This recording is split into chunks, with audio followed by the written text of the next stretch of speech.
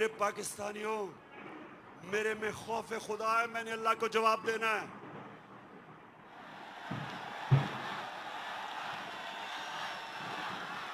और मैं क्या अपने नौजवानों के लिए, अपने बच्चों के लिए मैं क्या मिसाल दूंगा कि मैं अपनी हुकूमत बचाने के लिए रिश्वत दे रहा हूं, जमीन खरीद रहा हूं।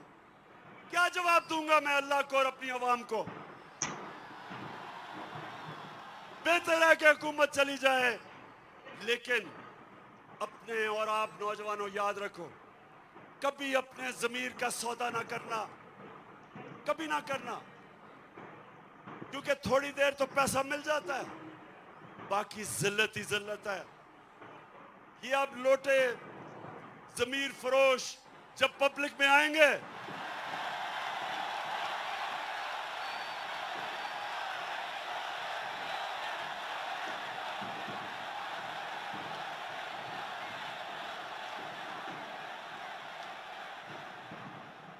तो मेरे पाकिस्तानियों, कराची के बाशऊर लोगों, मैं इसलिए आपको कह रहा हूं कि अगर ये साजिश कामयाब हो गई, इसी तरह धमकियों में हमारे प्राइम मिनिस्टर घुटने टेक देंगे, अपने लोगों के मफादात के खिलाफ, अपने लोगों के मफादात कुर्बान करेंगे किसी और ताकत के लिए। इसलिए जरूरी है कि ये मीर जाफर की हुकूमत को हम कामयाब ना होने दें। तो पाकिस्तानियों, फिर सुने, एक जनरल मुशर्रफ ने घुटने टेके उनकी जंग में ले जाने के लिए, और दूसरी तरफ उसने पता है कब घुटने टेके? कोंडालीजा राइस, जो उनकी अमेरिका की सेक्रेटरी ऑफ स्टेट थी, वो अपनी किताब में लिखती है कि मैंने बेनजीर और जनरल मुशर्रफ को इकट्ठा किया, और क्योंकि हम चाहते थे कि हमारी जंग लड़ें ये, तो मैंने इन दोनों को इकट्ठा किया, और तब जनरल मुशर्रफ ने एनआरओ दिया इन दोनों बड़े डाकुओं को, जरदारी को और नवाज शरीफ को। ये तब एनआरओ दिया गया, सारे इनके करप्शन के केसेस माफ कर दिए गए, ये फिर वापस आए।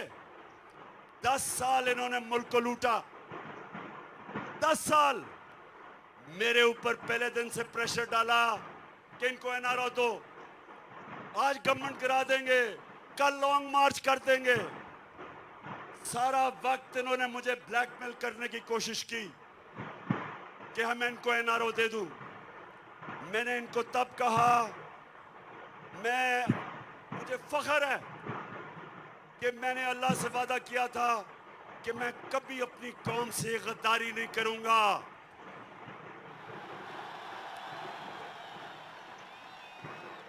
एनआरओ अब क्या हुआ है? जो सबसे बड़ा जुल्म है, ये अब मैं आपको बताने लगा हूं।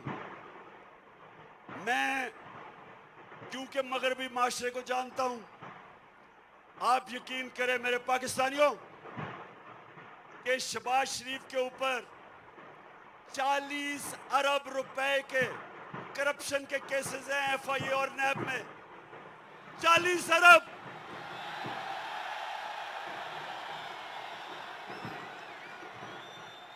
जो मैं मगरबी माशरा जानता हूं, अपने मुल्क में अगर ये शहबाज शरीफ वहां होता और इसके ऊपर 40 अरब रुपए के करप्शन के केस होते, तो इसको मकसूद चपड़ासी भी ना रख सकते। हमारे मुल्क की तौहीन, इससे ज्यादा तौहीन क्या हो सकती है कि एक बेल के ऊपर, एक जमानत के ऊपर आदमी, उसको मुल्क का हमने प्राइम मिनिस्टर बनवा दिया।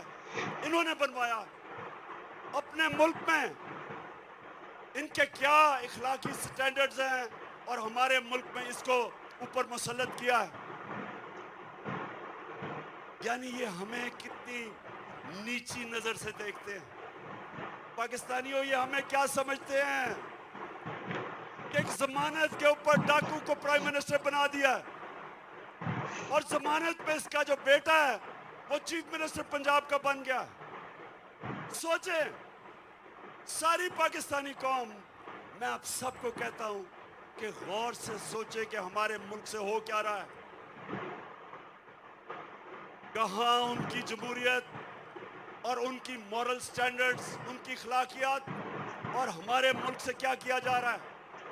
इनको इसलिए चोरों को मुल्क के सरबराह बनाते हैं क्योंकि ये चोर बड़ी आराम से इस्तेमाल हो सकते हैं।